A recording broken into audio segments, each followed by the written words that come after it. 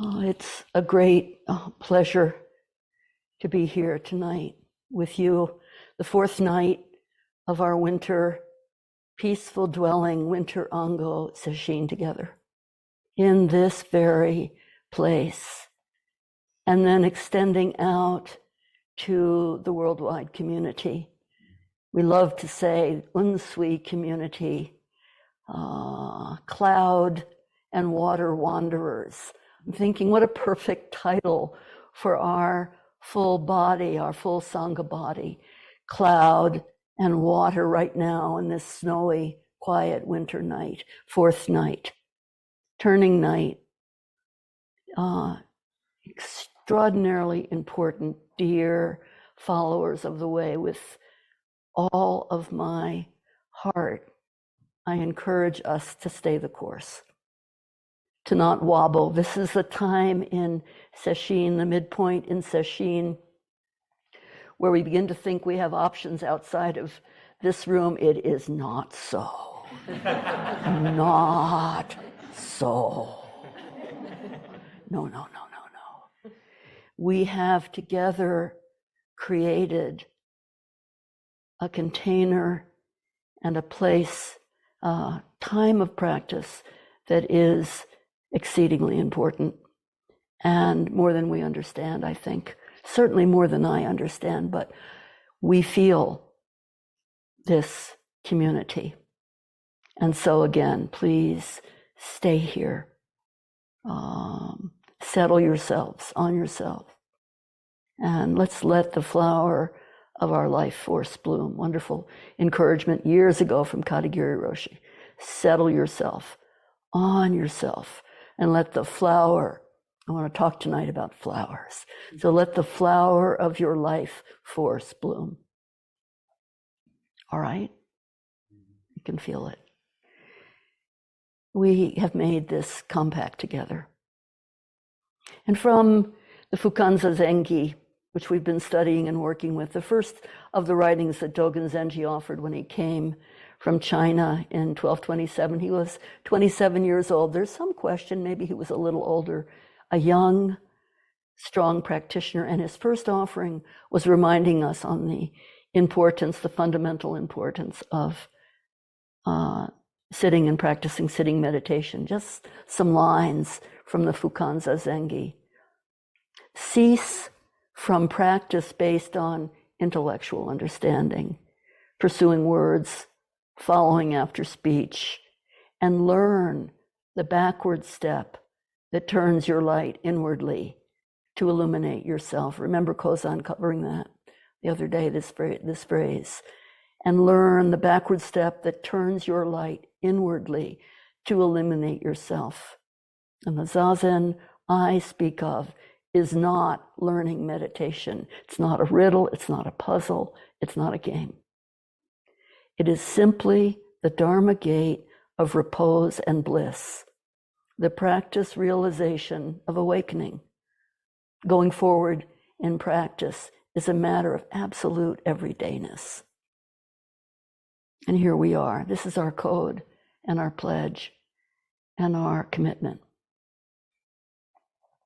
And Zen practice based on actual experience of awakening. I teach, says Bodhidharma, transmission outside the scriptures. Actual experience, the actual experience of more than 1,000, hundreds and thousands of years. And the recollections of the Buddha. And this is what we've been studying in the Blue Cliff Record, avidly and ardently throughout this month. These old stories, 1,000 years old, public cases, family stories, intimate knowledge. But the very most basic questions: what is there? Is there anything? Right where you stand, who are you? Where do you come from? What do you do? What do you see? What do you hear? And the effort of every single one of us is the Zen key that opens the door and leads us into our real intention. Of course, cause and effect are always present. In the cat and beyond the cat, cause and effect. In the fox and beyond the fox, cause and effect are always present. And Thich Nhat Hanh reminding us, we've been very close to Thich Nhat Hanh in these days, a koan, to be effective, must signify something to you. Otherwise, it's the work of the wind. You are the person receiving this gift of intimate knowledge, and it must and only live in reality through direct experience.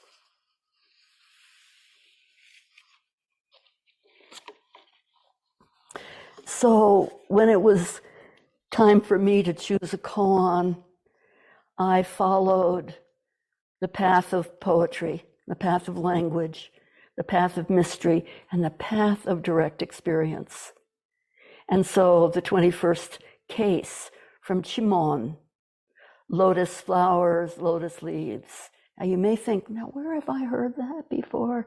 Those of you who were present here in this room and online, as many of us were, for the annual Rohatsu session, heard Roshi Enkyo take up this case on the 4th day, like tonight. And I heard her from the nave of our house where I was listening in Northern California, Coast Miwok territory. I just like to say, where you are. You find your place where you are, practice occurs. Listening, I heard her take up this case and felt an electric connection and current. Absolutely personal. Startlingly personal. The case begins with a vivid pointer. Strip off the blinders, unload the saddle pack. I love this line. This is the season of the great peace, peaceful dwelling, ango. This is the season of the great peace. And then this one in particular, discern the phrase outside of patterns. I think of discernment, discernment is to sift. You take beautiful corn, like we discerned what corn to give Roxanne's to return to Roxanne, to rematriate to Roxanne Swensel a few days ago. Discerningly putting the kernels and the chaff and the pieces of top of the corn and bottom of the corn and flour of the corn, you run it through a sieve, you discern, and the kernels outside of any pattern that you think you know fall through, and you pick them up, and they're a treasure. Discernment, genuine, not illusory. Genuine discernment. So a monk asks Chih Men, how is it when the lotus flower has not yet emerged from the water? And because Winter Sesshin, Rohatsu Sesshin are merging now, we could also say, how is it when the lotus flower has not yet broken through the water? What's the answer? Chih Men said, a lotus flower. And the monk kept going. How about after it has broken through the water, broken from the water? And Chih Men answered, lotus leaves.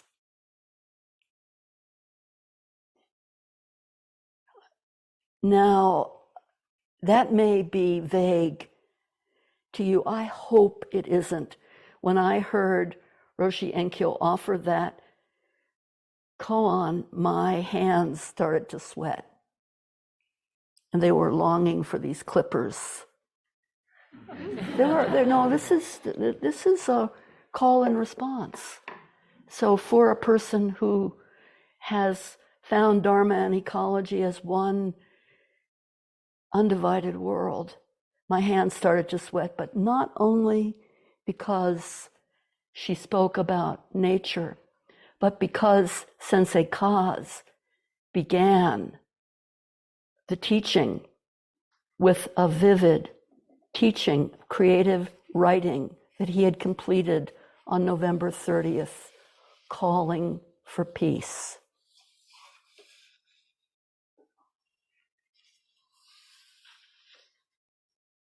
What happens, he asked us, what happens when violence returns to reconsideration?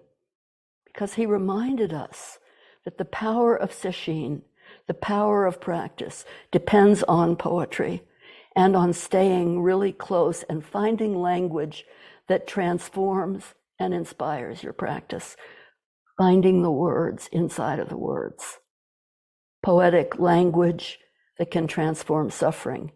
And so during this time here, he worked on and was creating a libretta, a song, an opera dedicated to peaceful abiding. And he read us the draft. What happens when violence returns to reconsideration? What happens when hatred turns to love? What happens when despising turns to respect and self-interest turns to mutual interest? Then human rights of all people are honored. Citizens have equal rights and opportunities. People interact with love and respect, and all people pursue happiness in an equal manner. So it wasn't just the story of the lotus coming out of the water. It was the combination, the union, the call and response, the peck and flutter of chicken, egg, and mother between Sensei Kaz and Roshi Enkyo that made my hands sweat. And no, there's real work here. So beginning with a prayer for peace and then asking, what happens? What happens when the lotus flower hasn't yet broken through? What happens? And the commentary is beautiful. If you want to know the meaning of Buddha nature, then observe carefully time and seasons, causes and conditions, without a multitude of concern. Isn't that what we're doing right now? So turn this inward, as we say. I don't like to use the image of the arrow, but turn it inward. Just turn these words inwardly and test them against your experience, your peaceful abiding. If you want to know the meaning of awakened nature, observe the time and season, causes and conditions, without a multitude of concerns. We have the gift of that right now. And in the midst of words, penetrate through the words, all the way down to the bottom, the muddy bottom. And in the midst of meanings, pass through the meanings. Let go. Let go, let go, let go. Let yourself be at ease. And only then can we see lotus flowers, lotus leaves.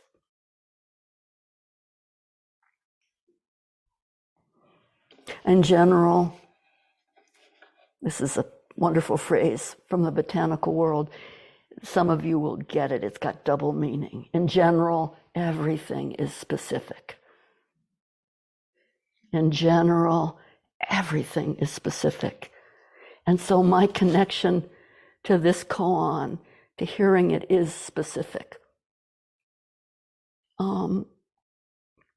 In September of this year, and a miracle happened. I never thought that I would ever have the gift of traveling to Japan, ever in my life. I just didn't think it would happen. But Upaya Zen Center and Natalie Goldberg and other friends made it possible. And so this September, I traveled for 3 weeks to Japan on a pilgrimage led by Sensei Kaz and Natalie Goldberg. Gardens of Awakening and old poetry, haiku poetry, poetry underneath poetry. And obviously wonderful topic. And I was supported to go. I still can't believe it. I can't believe it, but I know it's true because this lotus pod comes from Japan, and I got it through customs in America. I have very uncustomary guises, right? See if you can hear it. Yeah, it's a song of the seed.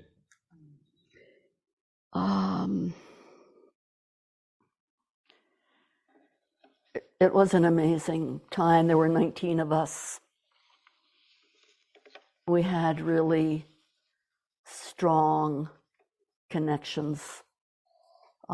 10,000 sorrows, 10,000 joys. People carrying full lives and determined to really see Japan. And so when we made this journey, I had the experience of, for the first time in my life, seeing lotuses coming up out of water. Genuine, not illusory. Not a symbol, not a metaphor, not a dream, not a myth, not a story, not a metaphor, a real flower, not a ghost. And not only a flower, but total, as Kadogen Hiroshi, total dynamic working of a lotus pond, pushing forth, breaking through flowers. And these are extraordinary flowers. There's only one species, Nelumba nucifera, the sacred lotus. It has a seed life of 1,300 years. These seeds can last in mud or dry for 1,300 years. My teacher, Alan Chadwick, was involved in receiving, with an international team of botanists, receiving lotus seeds from the tombs of the Egyptian pharaoh, King Tut. These dry lotus seeds, and they spent a good number of months and weeks to see, is there life force in this seed that's been buried in the tomb of the kings in Egypt? And the seed was still alive. The lotus seed. It didn't have the energy to grow, but there was germinal life. So nearly every tissue of a lotus plant has medicinal use. They've been used in Chinese medicine for more than 1,000 years, and as food for Asia for 7,000 years. Every part of the plant is alive and transmitting Dharma truth. And yet, we use the lotus as a symbol. How can it be a symbol? Look behind us, the blue lotus coming up from Manjushri, this beautiful Nepalese figure sitting on a lotus, holding up a blue lotus, reminding us of our task. The Lotus Sutra. Look over at Mayumi Oda's beautiful tanka, green Tara, active service on a gold lotus with an ink dark moon behind her, which is actually a lotus leaf. I look at that ink dark moon, all those little tiny golden radial lines that are running toward the center are very much like a lotus leaf. So this koan is vividly alive. And what will it take to see a flower really? To see a flower really? Georgia O'Keeffe asks herself that. Listen, even if you think you know, she asks or notices, in a way, nobody sees a flower really. It's so small. And it takes time to really see a flower, like it takes time to have a friend. And we haven't time in our lives. Nobody sees a flower really. So I said to myself, I'll paint what I see. I'll paint what the flower is to me. and I'll paint it big. And people will be surprised into taking time to look at it. I'll paint it so large, even busy New Yorkers will take time to see what I see of flowers.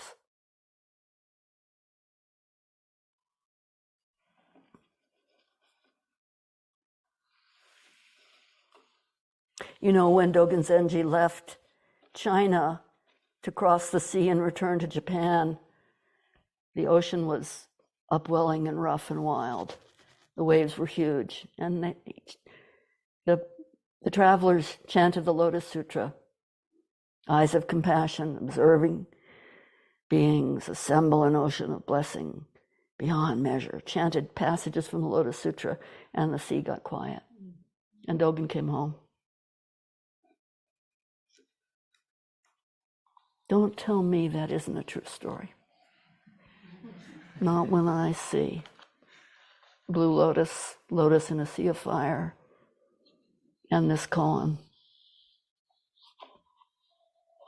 And so the power of hearing this case, hearing it from Enkyo and Kaz together in this room, in Rohatsu Sesshin, with community worldwide and in person, life is short and art is long. And finding language that inspires and transforms is our work. So the monk, he appears, Chih Men appears very, only twice in the Blue Cliff record. He was a student in the house of Yunmen. He lived from 950 to 1030. He was born in the year of Yunmen's death. He's both a descendant of the school, descendant of the school, and also reviver of the school. It was slipping into laziness or too much thinking. The Lotus breaking through woke up the school. And guess what, everyone? Chih Men, even though he appears rarely in the Blue Cliff record, his primary student, his person that he transmitted to, is Shurto, the one who wrote all the poetry in the text. Not the commentaries, that kind of edgy poetry. This was Chih Men's particular student. And his student had 84 enlightened successors. So Chih Men was quiet, called for the breaking through of the lotus. And each phrase that he uses, Roshi Enkyo pointed out, each phrase that he calls up contains 3 other phrases. A phrase that reckons with heaven and earth, a phrase that cuts off myriad streams, and a phrase that follows the waves. If you really study his language, you can feel it. This is personal. You have to feel it yourself. So let me drop down with you. We were in Japan in the end of September. We were present in Japan on the 7th day of October, when the world changed. On the 6th day of October, lotus blossoms broke up from the water. On the 7th, the world was in war, and we observed that. And we strengthened ourselves through the path of pilgrimage and study. And we had incredible guides with Kaz and Nat. We went in early October to Old Nara, to the western part of this ancient city, the original capital of Japan.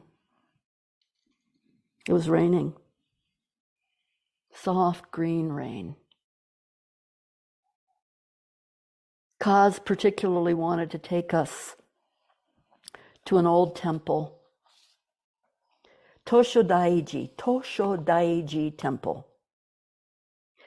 He told us that the temples in Nara each stood for different schools or different phases of Buddhism, and this temple represented the precepts, guidelines that help us live our lives. The temple was founded by Ganjin,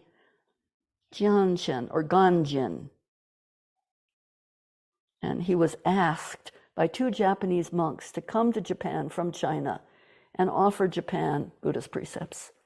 And he earnestly tried. He set off at the age of 55 to cross that same sea, that rough China Sea. His boat failed, and the students he was traveling with died on the boat. And he himself was blinded by the salt of the ocean. 11 years later, after many earnest efforts, he reached Japan in 753 and talked and encouraged the building of the temple. Toshodaiji. Haiku poet Basho visited this temple in the year 1680, and he wrote a haiku to honor this story. With a fresh young leaf, I brush away tears of his benevolent eyes. I wish to brush away tears of his benevolent eyes. You know, maybe it was the rainy day and the mist and the experience of going through this magnificent gate right into the heart of that temple. I don't know, but Kaz had the good sense to say to us, because he knew the terrain was new for all of us. Just find your way in here. Just he let us loose, which is very nice on pilgrimage when you get let loose. So he let us loose, and we fanned out. And I walked,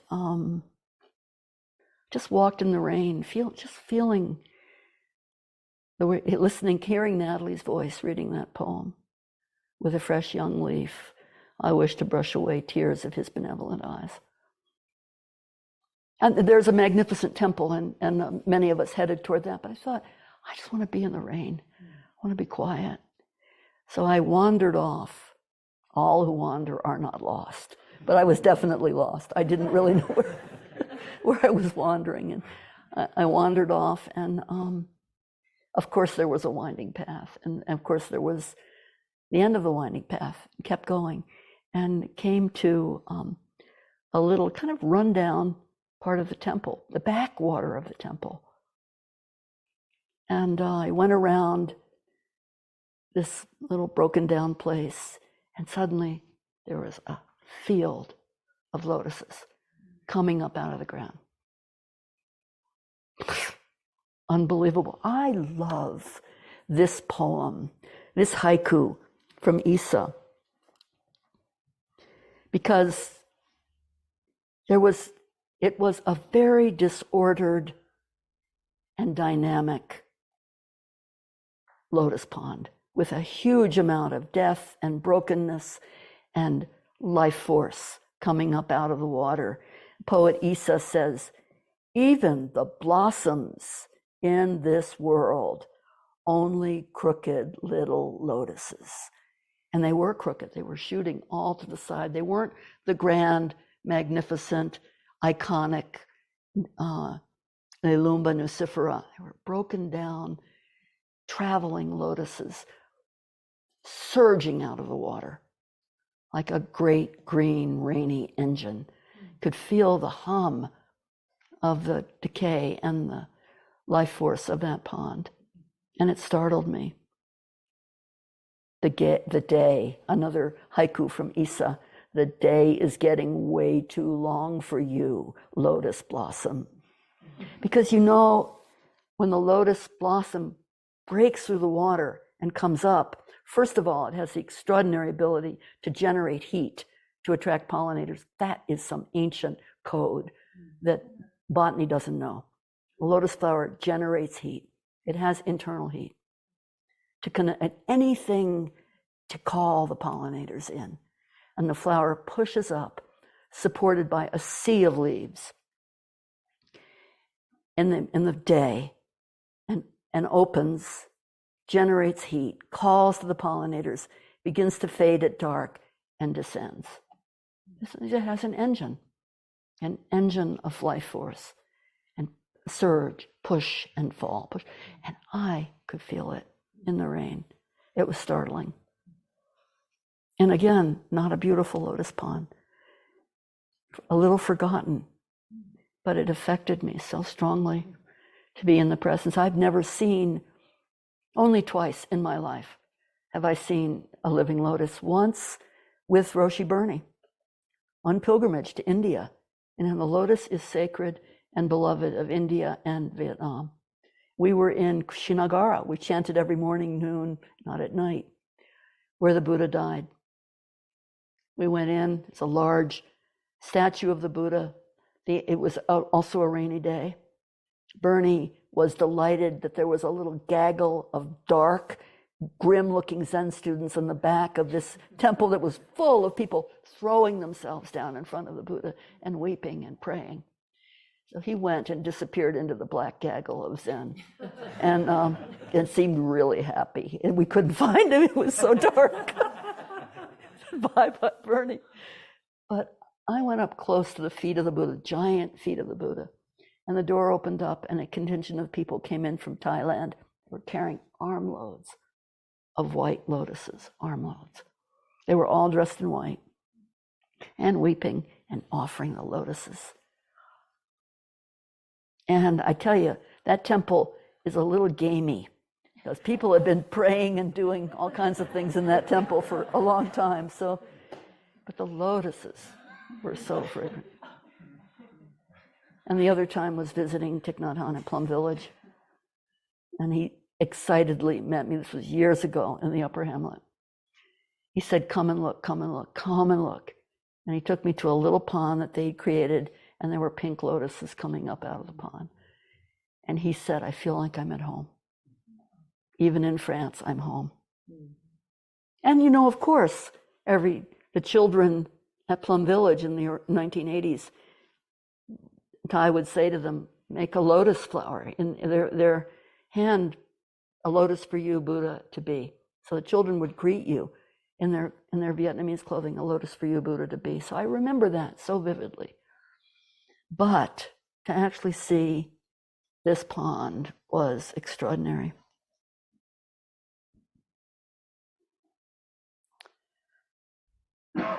Yeah.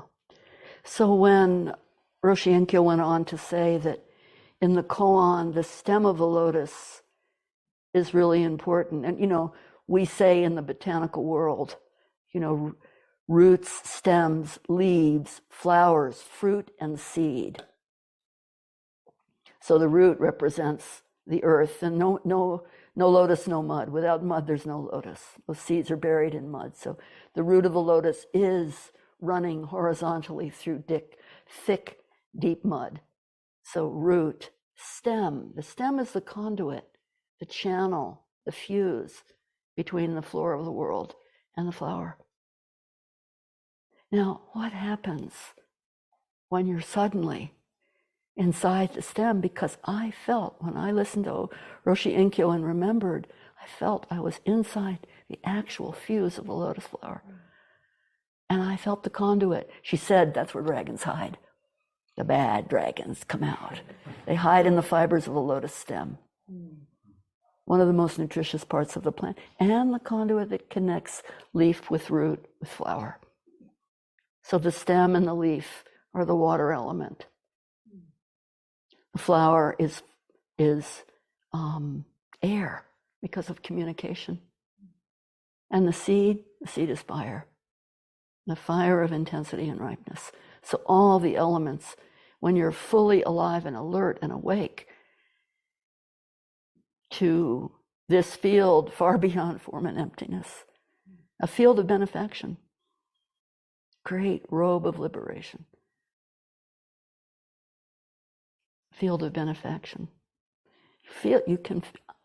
It's possible to actually feel it And it's possible, in the language of the koan, to live again in that stem.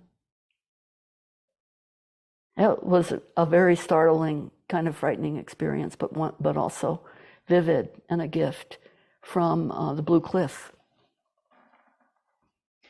for me. And this is a very personal story. But this is how we take in the teachings, when they really live in us. And they're not symbolic or a puzzler. One person last night, a man we've been loving and dealing with for years online, a wonderful friend, so many of us, he said, I'm not so great with koans because I don't do puzzles so well. And I said, you don't have to be a puzzler to get into the body of koans. Zen is not a puzzle. It's real life investigation that's consequential on every level and available to everyone. And the only way in is through your gate, your very gate.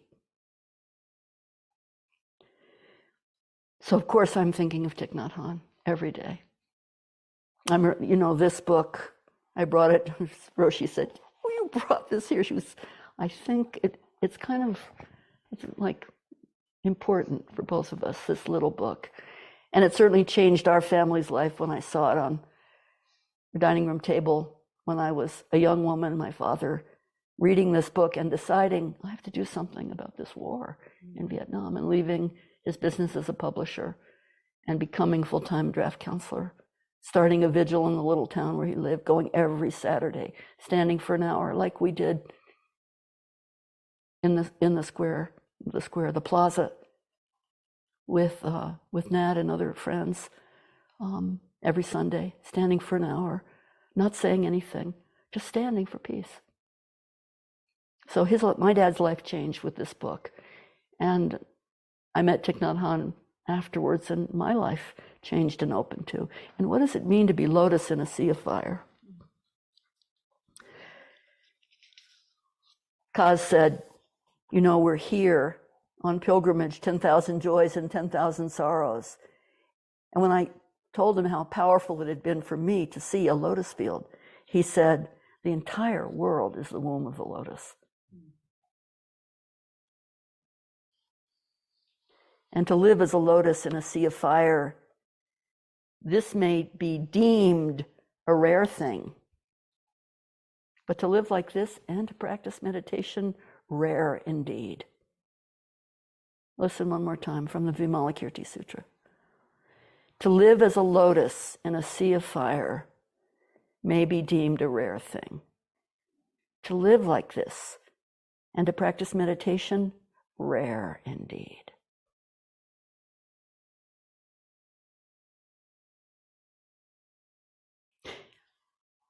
It's important to notice because in the preface, it's not something we've talked about, but it could be said and should be said tonight. One other image of the lotus in the sea of fire is the image of the vivid choice that monks who were close to Thich Nhat Hanh made in Vietnam in 1963. One of his teachers, and in 1965, his student, Chih Men, was 33 years old, choosing to peacefully sit down, cover themselves with gasoline and ignite themselves and to stay present for peace. And that is a lotus in a sea of fire.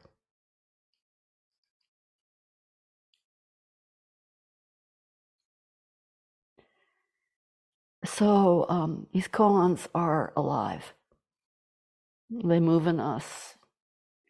And they're asking us to really wake up. Come home. And stand and serve. I'll close with experience at the very end of our pilgrimage when it was time to go home. We were in Kyoto. And our tour guides, who were extraordinary and wonderful practitioners, said some of you might want to visit this temple. It's called Sanju Sangendo Temple, and it's in Kyoto. It was founded in 1164. 390 feet of wooden building, 54 feet wide. It's the largest known wooden building in the world.